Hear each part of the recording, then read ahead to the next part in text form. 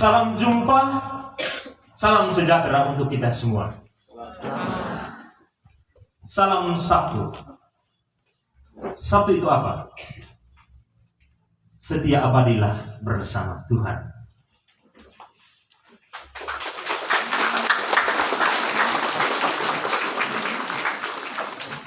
Bapak Ibu guru,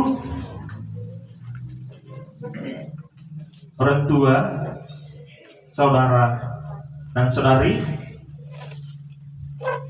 adik-adik sekalian yang cantik dan ganteng, selamat siang. Bagaimana kabar? Sehat-sehat? Luar biasa. Kita tadi sudah mendengar dua bacaan. Kedua bacaan yang disodorkan kepada kita menawarkan satu tema yang penting, yakni talenta. Ada yang tahu talenta itu apa, adik-adik? Bakat, kemampuan, potensi. Wah, luar biasa. Apa lagi? Oke, saya berusaha meraciknya dari Kamus Bahasa Indonesia. Menurut Kamus Bahasa Indonesia, talenta adalah bakat, sesuatu yang dibawa sejak lahir.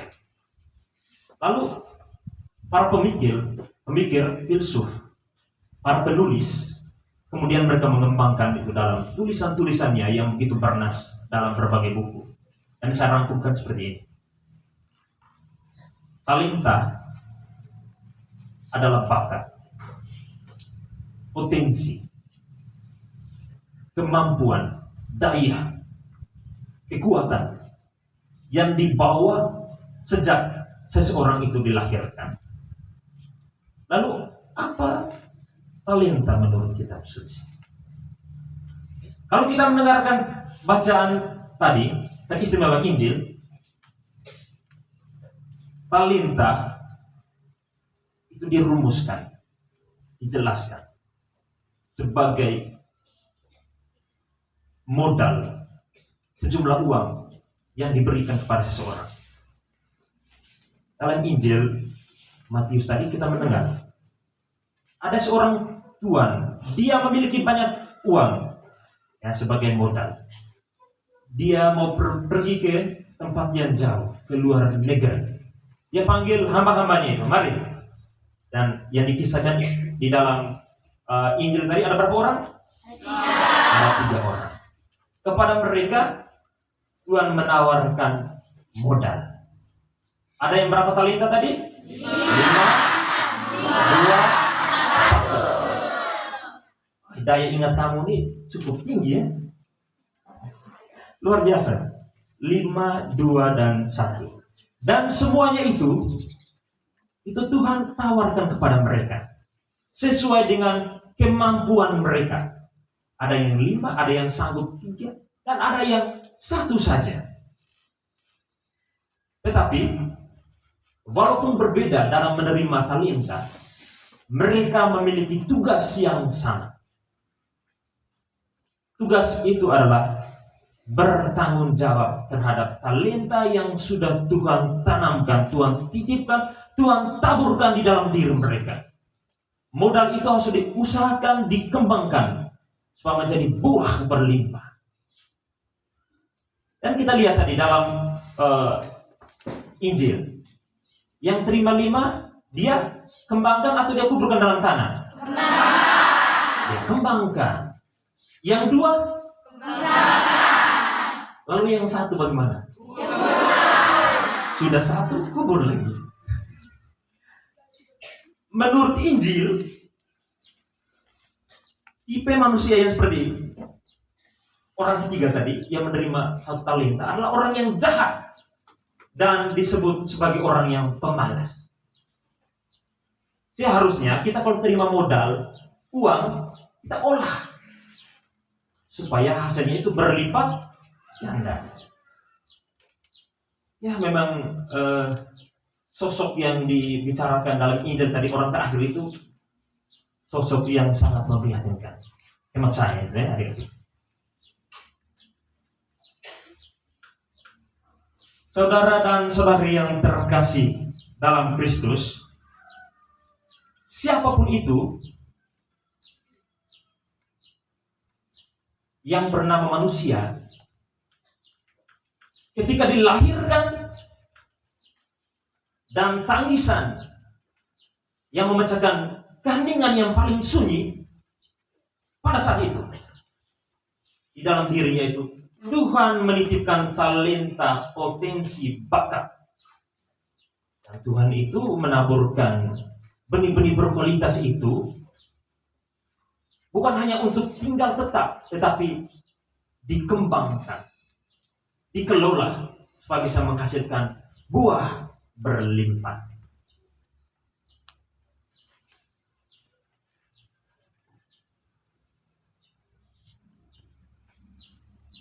Kitab Pemazmur,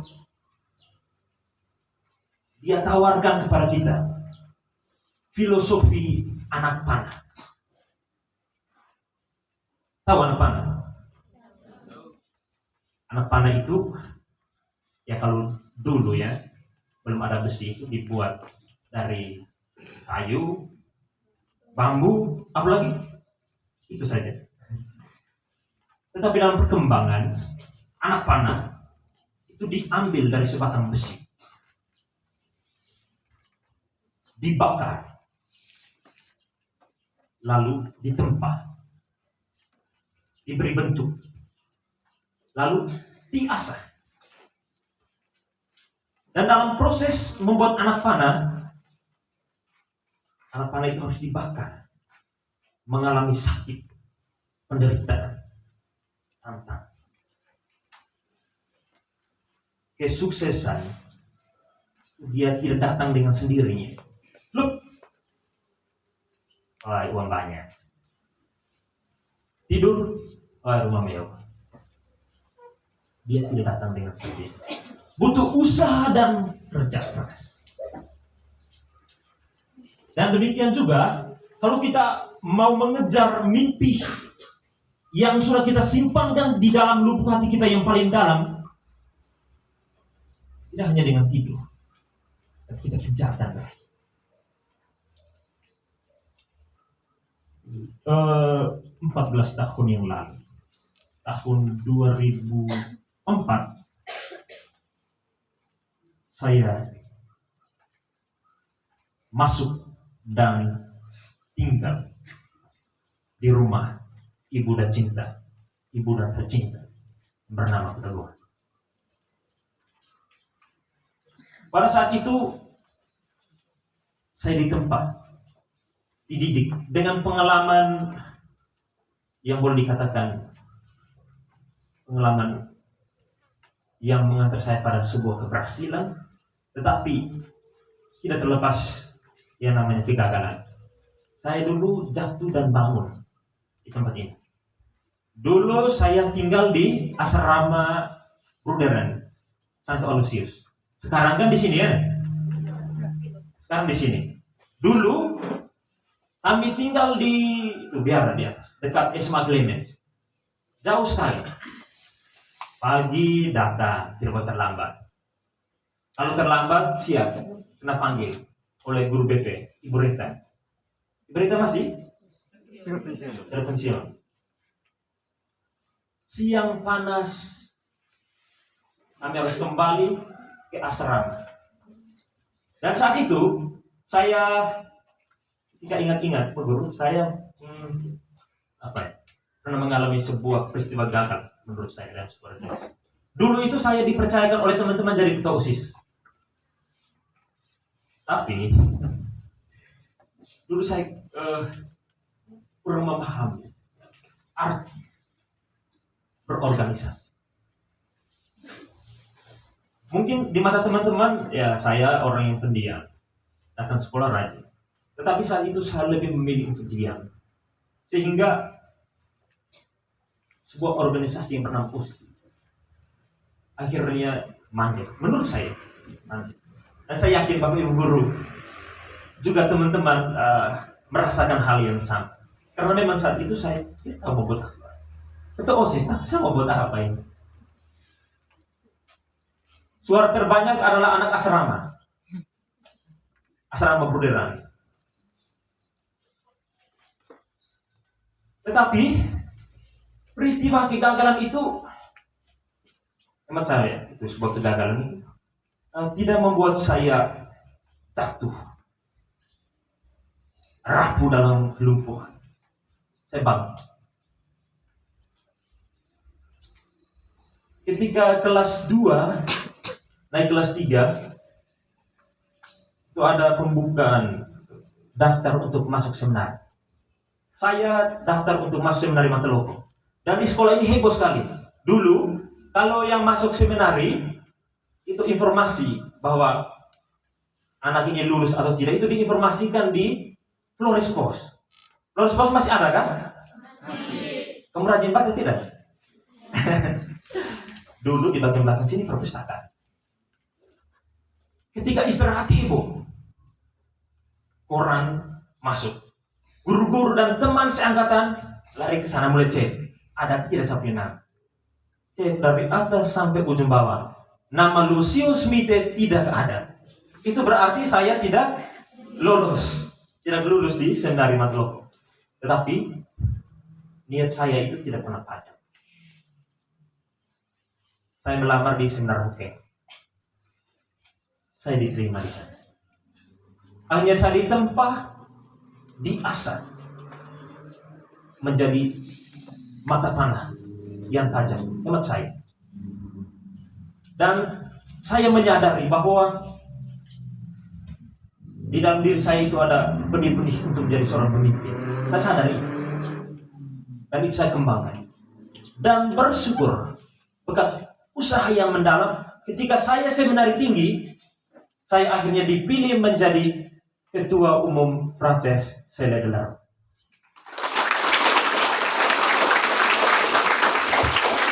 Itu artinya segala sesuatu yang saya terima, saya belajar, talenta yang diasah, yang ditempa di tempat ini, itu menjadi buah. Ketika itu diusah, dikembangkan. Saya yakin adik-adik ini punya talenta yang bagus, suara yang indah, tangan-tangan yang halus, yang mudah untuk diajar untuk bermain alat musik. Saya dulu di sini tidak tahu main alat musik. Saya tinggal di asrama, dulu lagi 2 bulan di Ibu Rika. 2 atau 3 bulan itu saya tinggal di rumah, saya tinggal di Ibu Rika. Saya merasa bahwa kalau saya tinggal di asrama, ada kemungkinan besar saya tidak lulus. Makanya saya pindah lebih dekat, tinggal bersama Ibu Rika. Saya tinggal di rumah Ibu Rika. Ibu kan pemusik. Lalu ada ibu punya adik namanya Maurice. Pak Maurice sekarang guru di Wisma France. Dia jadi pemain musik yang hebat. Sedangkan saya nonton, menikmati saja. Saya tidak mengembangkan itu. Tetapi syukur kepada Tuhan. Dalam perkembangan itu, saya berusaha belajar. Hanya bisa. Itu artinya bahwa, apa adik-adik? Apa yang Tuhan tanamkan di dalam diri adik-adik, ketika kamu sadari bahwa, oh saya ini maunya main musik. Saya mau kembangkan vokal saya. Harus ada niat yang terus ditempa, yang terus diberi porsi dari hari ke hari. Bagaimana adik-adik dalam masa pandemi ini?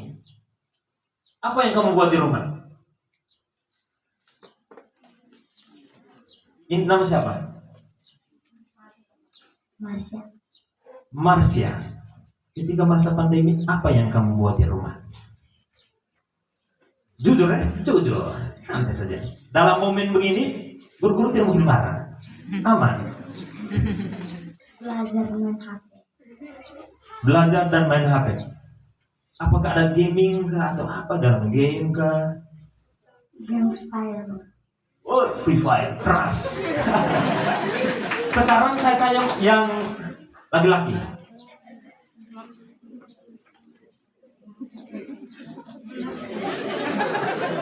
Oh, saya cari yang mau lari sembunyi. Nah, kau sembunyi. Cari.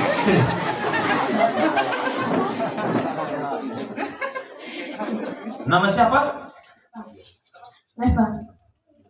Apa kau buat semasa pandemi ketika di rumah? Bermain. Bermain apa? Itu banyak sekali ini bermain ini.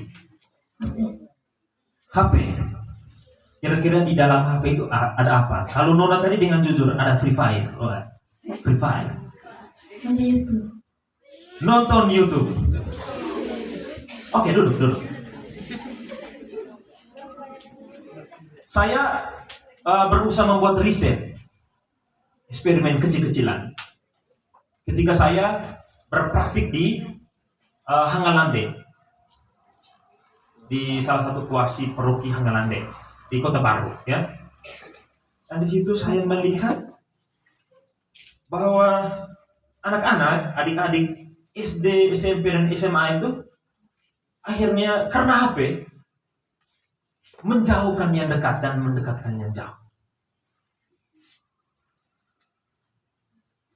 Selamat siang, Ade.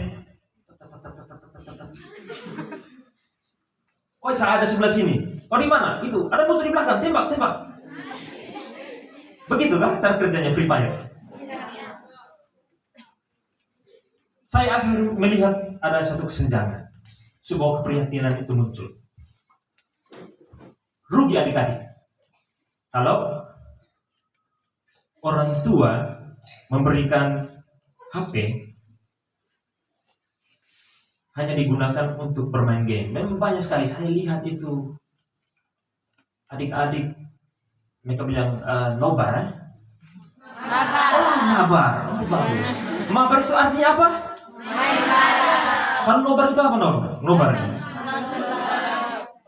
Saya baru tahu. Oke, adik-adik sekalian yang terkasih. Itu artinya adik-adik teman-teman kita yang hampir sekian jam itu memanfaatkan waktunya untuk bermain game, bahkan lupa makan, minum pada saat yang sama. Kamu sudah mengurangi waktu di mana kamu harus kembangkan bakat, minat, talenta yang Tuhan berikan, yang Tuhan titipkan di dalam diri kamu. Kalau kamu yang suara bagus, latih. Lihat di YouTube cara menyanyi dengan baik. Selain ibu Rika ajar mungkin berapa jari, 4 jari ke buka mulut, mungkin di YouTube ajar dengan 6 jari, silakan. Artinya saya mau sampaikan, adik-adik harus memanfaatkan waktu itu secara baik. Karena hasil riset saya, masa pandemi itu menjadi sebuah keprihatinan yang besar. Ada yang memanfaatkan waktu secara baik, tetapi tidak sedikit juga yang merasa senang, terlena. Saya yakin bapak mama di rumah setelah pandemi ini mereka menjadi pintar. Kenapa? Saya lihat ini anak SD, bahkan ada yang SMP. Mau kerja tugas, suruh orang tua yang kerja. Anak-anak dulu santai.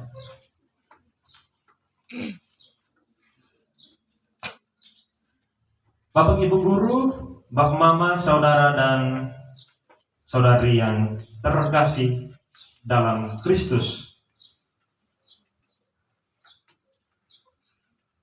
Anak panah itu bisa mengenai sasaran apabila diarah, dituntun. Beberapa tahun lalu, bahkan sampai saat ini, saya dituntun, diarahkan oleh bapak ibu guru di tempat ini. Ada beberapa guru yang sudah meninggal. Itu menjadi sebuah duka cita yang dalam untuk anak-anak yang pernah menimba kekuatan ilmu di tempat ini. Itu sebagai sebuah duka cita yang dalam untuk saya dan beberapa teman. Setiapnya momen seperti ini kami merayakan bersama. Kita merayakan bersama sukacita bersama. Saya ingat waktu misa perdana di Roma, saya mengulangi kembali tentang sebuah metode kedahsyatan dari guru-guru di tempat ini yang mengajarkan kami, yang akhirnya membuat kami tidak lupa. Saat itu saya mengulangi kembali puisi dari Bapak Kepala Sekolah Tateus. Kamu sekarang masih diajarkan puisi bahasa Inggris apa?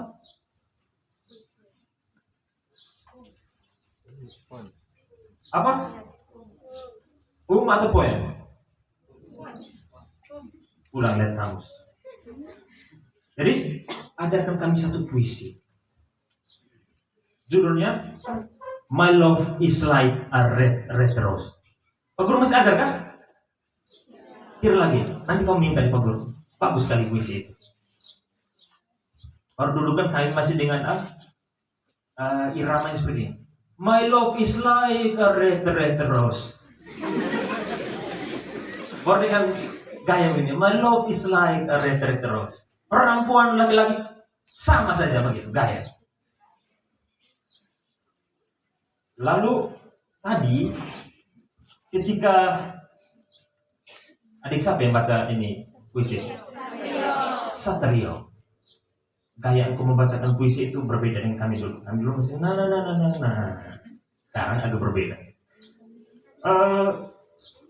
Saya suka sekali puisi, sangat mendalam. Saya dihantar kembali pada peristiwa-peristiwa dulu. Teristimewa, saya sedikit tertawa tadi ketika itu membahasakan bagaimana di sini tertinggal tapak-tapak kaki kami, atau secuil kisah yang menceritakan kenakalan kami pada masa itu. Dulu ketika saya kelas 2 mulai kelas 3, ada sekitar 15 orang anak laki-laki itu disuruh oleh Ibu Rika dan guru-guru yang lain duduk di depan aula. Aula itu di sebelah saya, Bu ya. Aula. Kenapa? Ini saya mau bernostalgia. Karena saat itu di belakang ini mes guru. Tidak ditinggal oleh Bapak Ibu guru, sehingga dilepas kosong. Dan di situ ada pohon nangka. Setiap kali jam istirahat kami akan ke sana makan nangka, lalu itu bijinya itu kami lempar di kaca. Atau ambil batu lempar sehingga kaca semua itu pecah. Lalu kami ada beberapa di depan tuh ada tulisan dulu SMPK Kota Goa. Itu kami lempar sehingga itu tulisan SMPK Kota Goa itu menjadi hancur. Hanya tertinggal beberapa tulisan saja. Kota Goanya tetap SMPK Kota Goa. SMP. Jadi S itu terhilang. Itu hilang kalau kami lempar dengan batu. K juga hilang. Dari Ibu Rika panggil kami. Kamu ini nakal sekali. Nanti orang lewat di depan sini, orang baca bagaimana? Dia bilang, sampai Kota Goa.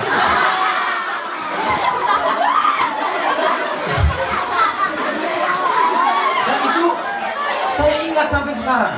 Aduh, ibu dibuat lucu tetapi saat itu Ibu Rika beritahu begini, kamu pulang panggil orang tua, kamu bangun ulang ini. Atau kalau di zaman Soeharto atau pada zaman G30 SPKI saat itu, kamu ini nanti kami minta untuk cabut semua kamu bulu kaki. Bulu kaki apa? Kuku. Ini itu pengalaman saya ingat, bernostalgia kembali. Itu saya mau katakan para adik-adik bahwa ketika kamu diarahkan, dituntun, diberikan pemahaman yang baik oleh Bapak Ibu guru, ketika kita dengarkan, kita jalankan, lalu spirit semangat yang ada di dalam diri kita terus kita bakar supaya dia menyala. Dan itu akhirnya saya yakinkan adik-adik suatu saat kesuksesan itu tidak jauh-jauh dari diri adik-adik sekalian. Oleh karena itu adik-adik, pemazmur tadi katakan bahwa seperti anak panah pada pahlawan, demikian juga kaum muda. Bacaan pertama. Oleh karena itu, seperti para pahlawan yang mengasah panah-panahnya itu supaya tajam, saya mengajak adik-adik sekalian untuk mempertajam, mengasah kemampuan yang ada di dalam diri. Pemazmur ingin menjadikan anak panah yang runcing dan tajam yang tersembunyi dalam tabung panah Allah. Ia ingin adik-adik sekalian tajam karena diasah dan sukses menembaki sasaran yang tepat. Asalah senjata pikiranmu dan hatimu. Jadilah orang hebat dan orang sukses. Saya berharap ketika saya mengunjungi ibunda tercinta ini, 1-2 tahun, 3-4 tahun, tumbuh, lahir adik-adik yang mau masuk frater, bruder, dan suster. Ada yang mau jadi frater, mau masuk frater? Ada? Oh, laki-laki cool semua ini. Ada?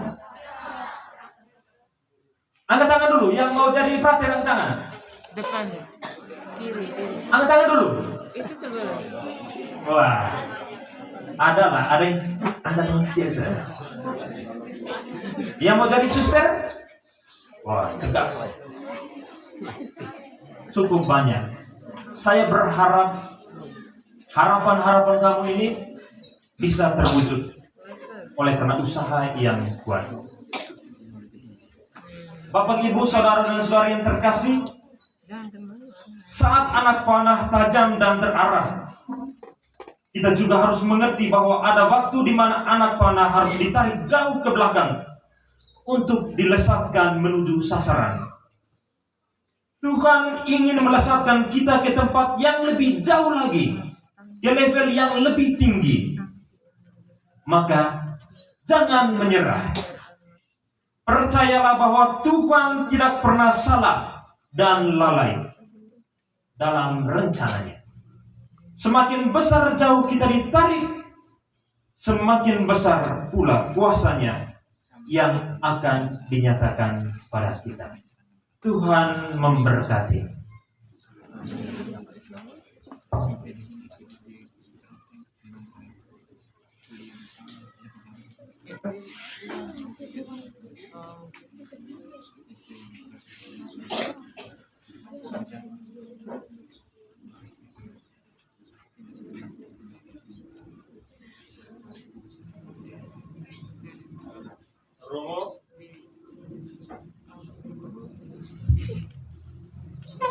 Romo, Bruder, Bapak, Ibu, saudara dan saudari, setelah kita disegarkan dengan bacaan-bacaan